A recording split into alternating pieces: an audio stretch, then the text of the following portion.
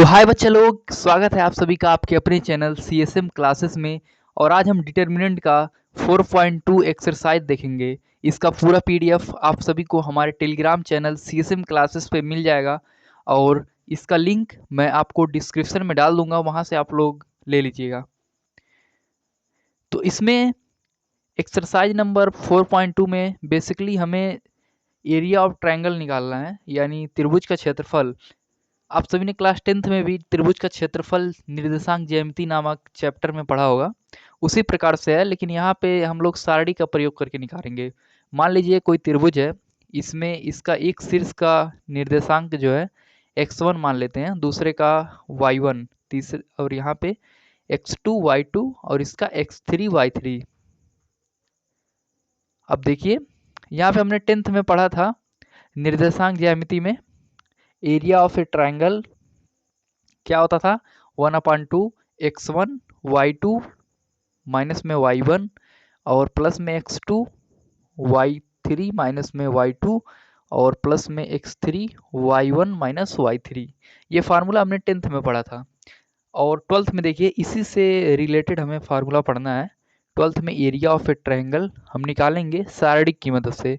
तो 1/2 यहाँ पे देखिए x1 का जो मान दिया रहेगा सारणिक में रखेंगे x1, नीचे x2 x3, 3 मान दिया रहेगा, फिर वहाँ से y1 y2 y3 और इसके इधर 1 1।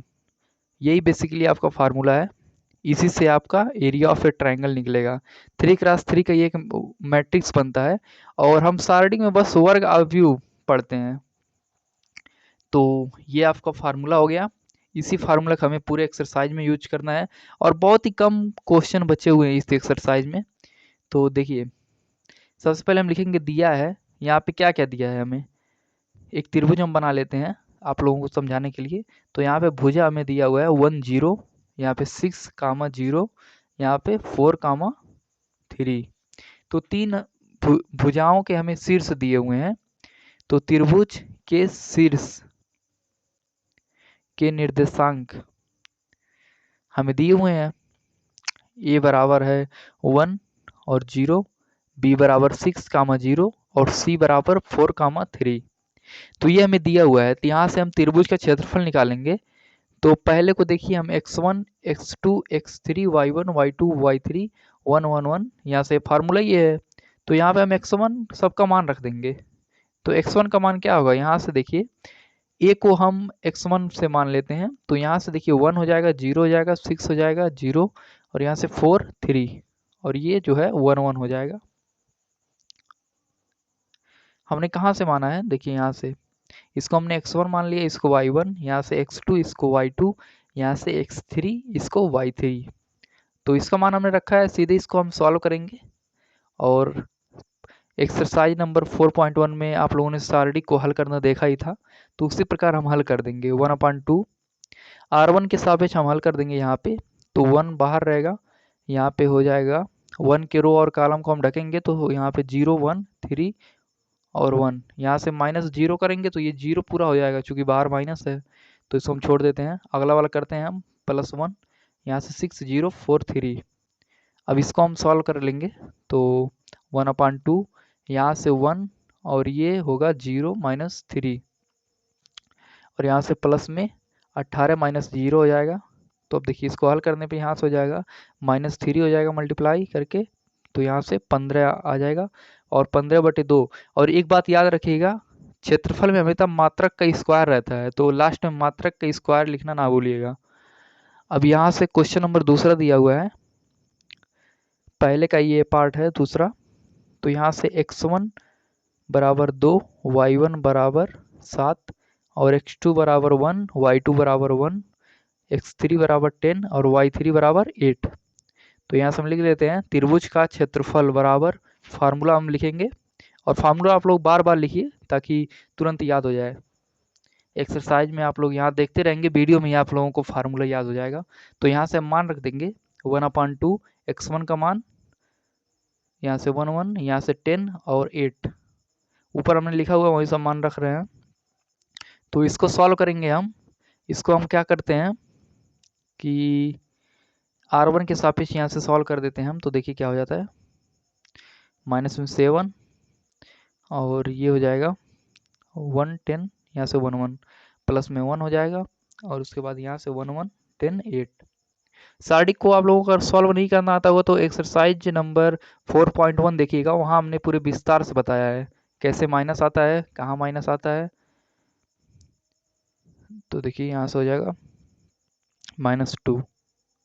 अब यहाँ साइड में हम हल कर देते हैं इसको, तो 1/2 और ये हो जाएगा माइनस में 14, यहाँ से प्लस में 63 और ये हो जाएगा -2। अब इसको सॉल्व करेंगे हम तो देखिए क्या हो जाएगा, यहाँ से -14 और ये हो जाएगा आपका 61 और इसको हम और हल करेंगे तो यहाँ से ये जो है घट करके 61 में से 14 घट जाएगा तो यहाँ पे आंसर हो जाएगा आपका 47। तो 47/2 यही आपका आंसर आ जाएगा। यहाँ हम मात्रक का स्क्वायर लिख देंगे। मात्रक कुछ भी हो सकता है, मीटर स्क्वायर, सीएम स्क्वायर, जैसे मात्रक की जगह पे मीटर स्क्वायर, सीएम स्क्वायर कुछ भी हो सकता है। चूंकि नहीं दिया है तो हम सीधे मात्रक स्क्वायर लिख देंगे और अगर नहीं आप लोग लिखेंगे तो क्वेश्चन गलत माना जाएगा। यहाँ से तीसरा पार्ट इसका देखते हैं। x1 बराबर -2, y1 बराबर -3, यहाँ से x2 बराबर 3, y3 बराबर -1, y1 बराबर -3, y2 बराबर 2, y3 बराबर -8 और त्रिभुज का क्षेत्रफल फार्मूला हम पहले लिखेंगे 1/2 x1 x2 x3 y1 y2 y3 और यहाँ से 1 1 1। तो देखिए सबका मान हम रख देंगे 1/2 -2 -3 3 2 -1 और यहाँ से -8 8 1 1 1। अब इसको हम हल कर देंगे तो हम क्या करते हैं, r1 के सापेक्ष इसको भी हल कर देते हैं। तो यहाँ से -2 और यहाँ से 2 1 -8 और यहाँ से 1 माइनस, चूँकि देखिए माइनस है और माइनस में 3 दिया हुआ है तो माइनस माइनस मिल के प्लस हो जाएगा और यहाँ से +1 3 2 -1 -8। अब हम इसको और सॉल्व करेंगे तो 1/2 यहाँ से -2 और ये हो जाएगा 2 माइनस प्लस में 8 मिलके 10 हो जाएगा +3 और इसको जब हल करेंगे ये देखिए बीच में जितने भी हैं सब सारणिक के रूप में 2x2 के सारणिक हैं, इनको हम सीधे सॉल्व कर रहे हैं तो -1।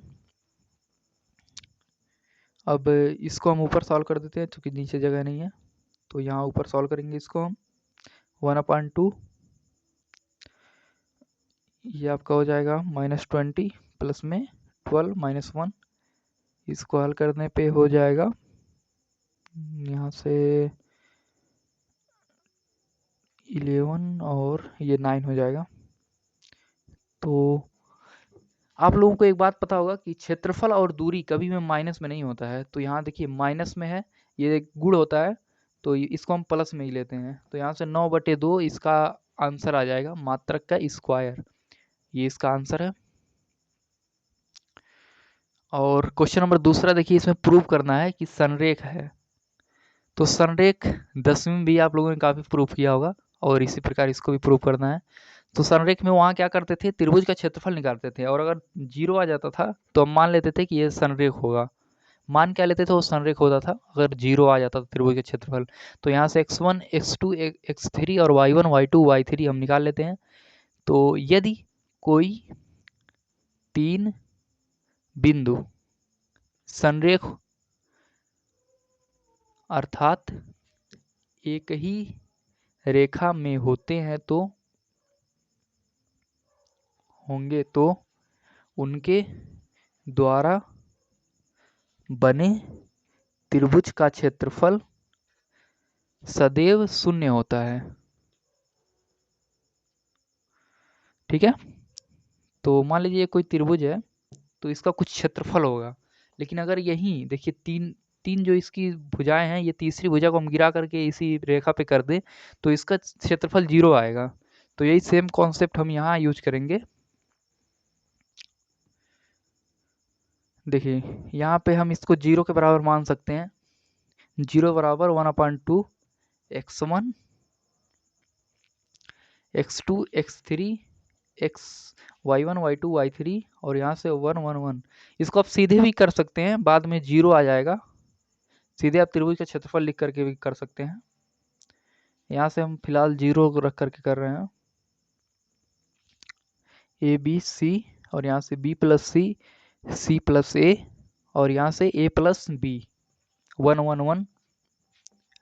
इसको और जब हम सॉल्व करेंगे तो देखिए यहाँ से हो जाएगा C1 के सापेक्ष हम सॉल्व कर रहे हैं, जो कॉलम है कॉलम ए के सापेक्ष। तो यहाँ से A C plus A B plus A, यहाँ से 1 1 माइनस में बी, और बी के रो और कॉलम को ढकेंगे तो क्या होगा, बी प्लस सी ए प्लस बी 1 1 प्लस में सी, और यहाँ से बी प्लस सी प्लस ए 1 1।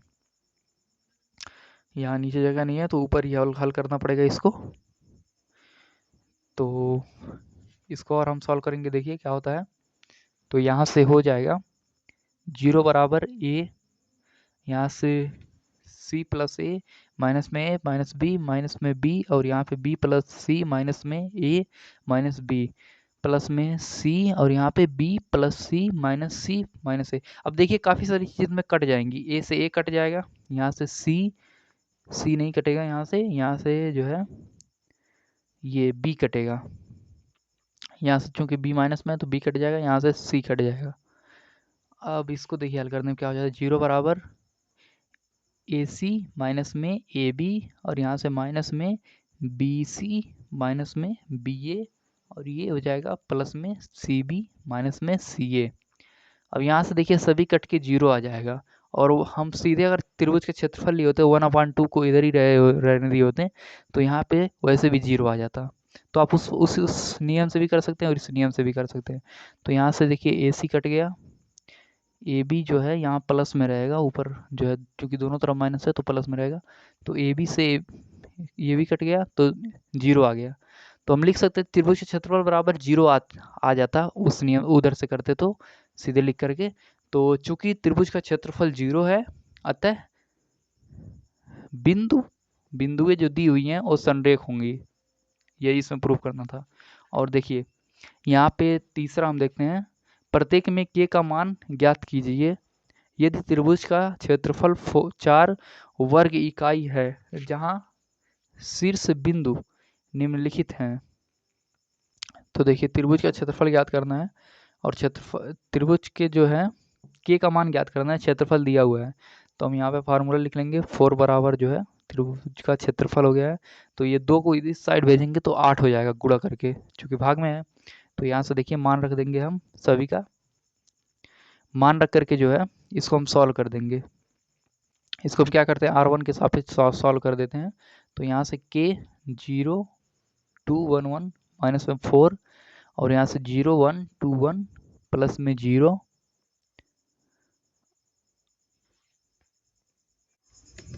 और यहाँ से -2। अब यहाँ से देखिए 8 बराबर -2 के प्लस में 8, तो 8 से 8 कट जाएगा, -2 के बराबर 0, के बराबर 0 आ जाएगा। यही आपका आंसर हो जाएगा। ठीक है, अब आगे देखिए, इसमें भी हमें k का मान ज्ञात करना है। तो यहाँ भी जो है पहले ही क्वेश्चन में दिया हुआ था क्षेत्रफल 4, यहाँ से x1 y1 x2 y2 x3 y3, और क्षेत्रफल तो हमें दिया हुआ है। तो यहाँ से हम लिख देंगे, देखिए क्षेत्रफल चूंकि 4 वर्ग इकाई दिया हुआ है तो हम इसी को यूज करेंगे यहाँ भी। तो यहाँ लिख देंगे हम 4 बराबर 1/2 x1 x2 x3 y1 y2 y3, और यहाँ से 1 1 1। अब तक आप लोगों को फार्मूला याद ही हो गया होगा। तो यहाँ से हम मल्टीप्लाई कर देंगे, 8 हो जाएगा, -2 0 0 0 4, और यहाँ से k 1 1। अब इसको हम आगे सॉल्व करेंगे तो यहाँ से हो जाएगा 8, R1 के सापेक्ष हम इसको विस्तार कर देते हैं, -2 4 1 k1, और माइनस में 0 प्लस में 1, यहाँ से 0 0, यहाँ से 4, और ये k हो जाएगा। 8 = -2, यहाँ से 4 - k -0 प्लस में 0, और 8 = -8 आ गया, और यहाँ से प्लस में 2k, और इसको देखिए यहाँ से 16 हो जाएगा, और k इक्वल टू 8 आ जाएगा। तो यही आपका आंसर यहाँ पे हो जाएगा। k का मान ज्ञात करना था तो यहाँ से 8 आ गया। अब देखिए इसमें चौथे में सारणिक को मिलाने वाली रेखाएं, देखिए सारणिक का प्रयोग करके मान लीजिए x1 x और y है, इनको दो बिंदु हैं जो जिनसे रेखाएं होकर के इनको मिला रही हैं। तो यहाँ से तो इसमें भी हम जो है सारणिक का प्रयोग कर सकते हैं। किस प्रकार से करेंगे देखिए, यहाँ हम लिख देंगे त्रिभुज का क्षेत्रफल का प्रयोग इसमें भी हम लोग कर सकते हैं। चूंकि संरेख है तो बराबर में 0 आएगा। देखिए और ये हो जाएगा यहाँ से 1/2 और x1 x2 y2 x3 y3 और यहाँ देखिए 1 3 x और इसका मान 2 6, यहाँ से जो है y 1 1 1। अब इस सारणी को हम हल कर देंगे तो 1/2 r1 के सापेक्ष हम सॉल्व कर देते हैं इसको। तो देखिए 1 6 1 y 1, यहाँ से -2 के रो और कॉलम को ढकेंगे तो ये 3x 1 1 प्लस में 1, यहाँ से 3 6 xy। अब इसको हम सॉल्व करेंगे तो देखिए क्या होता है, यहाँ से 6 माइनस में y हो जाएगा, माइनस में 2, यहाँ से 3 माइनस x प्लस में 3y और माइनस में 6x हो जाएगा। अब देखिए इसको हम ऊपर यहाँ सॉल्व कर देते हैं, यहाँ सॉल्व कर देते हैं हम इसको 1/2 6 माइनस में y प्लस 3y माइनस में 6x माइनस 6, तो 6 से 6 कट जाएगा यहाँ पे। यहाँ देखिए 6 से यहाँ पे हमें 1/2 और इसको 6 से 6 हम काट सकते हैं। फिर यहाँ पे देखिए 1/2 और y जो है यहाँ से 2y हो जाएगा माइनस में 4x और y माइनस में 2x, यानी y बराबर 2x आ जाएगा। इधर हम लोग जीरो करेंगे, चूँकि संरेख होंगी तो इधर हम लोग जीरो करेंगे तो y बराबर 2x इसको हम लिख सकते हैं। यही इस रेखा का जो है समीकरण हो जाएगा। इसी प्रकार इसमें भी करेंगे तो सारणिक का प्रयोग करके यहाँ से xy मान लेंगे और इनको दो बिंदु हैं जो मिला रही हैं 3 1 और यहाँ से 9 3। अब इसको देखिए यहाँ से त्रिभुज का क्षेत्रफल बराबर 1/2 x1 x2 x3 y1 y2 y3 1 1 1। अब इसको हम आगे सॉल्व करेंगे 1/2 सभी का मान रख देंगे 3 9, यहाँ पे x 1 3 y 1 1 1। अब इसको हम लोग सॉल्व करेंगे तो यहाँ पे 1/2 3 और ये हो जाएगा 3 1 y 1, यहाँ से माइनस में 1, r1 के सापेक्ष हम इसको सॉल्व कर रहे हैं तो 9x 1 1 प्लस में 1 और यहाँ से 9 3 xy। इसको हम आगे सॉल्व करेंगे 1/2, यहाँ से 3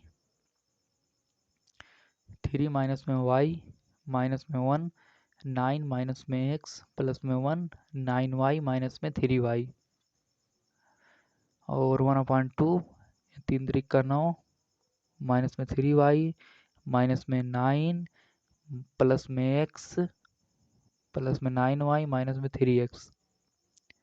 अब इसको हम ऊपर यहाँ सॉल्व कर देते हैं तो यहाँ से 9 से 9 कट जाएगा और इसको हम 3y और 9y मिलके 6y हो जाएगा 1/2, यहाँ से 6y और ये 3y 3x और x मिल करके माइनस 2x हो जाएगा। यहाँ से दो कॉमन करके काट देंगे हम तो 3y माइनस x। अब इसको भी 0 के बराबर हम करेंगे, क्योंकि संरेख है तो 0 के बराबर करेंगे तो x बराबर 3y आ जाएगा। और यहाँ से देखिए 5वां वाला शीर्ष दिया हुआ है त्रिभुज का क्षेत्रफल, तो यहाँ से k का मान ज्ञात करना है हमें। तो त्रिभुज का क्षेत्रफल दिया हुआ है हमें 35 वर्ग मात्रक दिया हुआ है, और यहाँ से 35 बराबर 1/2 त्रिभुज का क्षेत्रफल 1/x1 x2 x3 y1 y2 y3 1 1 1। अब देखिए यहाँ से 70 हो जाएगा, ये 2 की मल्टीप्लाई होगा, और यहाँ पे x1 का मान हम रखेंगे तो 2 x3 x2 x3 यहाँ रख देंगे, y1 y2 y3 1 1 1। अब देखिए 70 है, हम इसको जो है सॉल्व कर लेते हैं। तो यहाँ से 2, इसको हम लोग R1 के सापेक्ष सॉल्व कर लेते हैं। यहाँ से 4 1 4 1 प्लस में 6 5 k 1 1 प्लस में 1 5 4 k 4। ठीक है, अब इसको आगे हम सॉल्व करेंगे। तो यहाँ से देखिए हो जाएगा 2 और 4 माइनस में 4 प्लस में 6 5 माइनस k प्लस में 20 माइनस में यहाँ से 4k, और ये देखिए 70 बराबर क्या हो जाएगा 30 माइनस में 6k प्लस में 20 माइनस 4k। यहाँ साइड में हम इसको सॉल्व कर देते हैं। तो यहाँ पे 30 और 20 मिलकर के ये 70 जो है 70 नहीं होगा, यहाँ पे 30 और 20 50 हो जाएगा। ये 70 नहीं 50 यहाँ होगा, और 50 को इधर करेंगे तो कितना हो जाएगा माइनस में 10k, यहाँ से हो जाएगा 20 equal to minus 10k, k equal to क्या हो जाएगा यहाँ पे माइनस में 2। यही इसका आंसर हो जाएगा। और देखिए यहाँ पे -2 कहाँ पे है, यहाँ पे k इक्वल टू -2, यही इसका आंसर। ये तो ये ऑप्शन नंबर बी इसका सही जवाब है, ऑप्शन नंबर बी। और इसी के साथ हमारे सभी प्रश्न खत्म होते हैं। आप सभी को PDF हमारे टेलीग्राम चैनल CSM क्लासेस पे बिल्कुल मुफ्त में मिल जाएगा। आप सभी लोगों को अगर वीडियो पसंद आया तो हमारे चैनल को प्लीज़ सब्सक्राइब करिए, सब्सक्राइब आप लोग कर लीजिए, और वीडियो को लाइक ज़रूर कर दीजिए। आप सभी का बहुत बहुत धन्यवाद।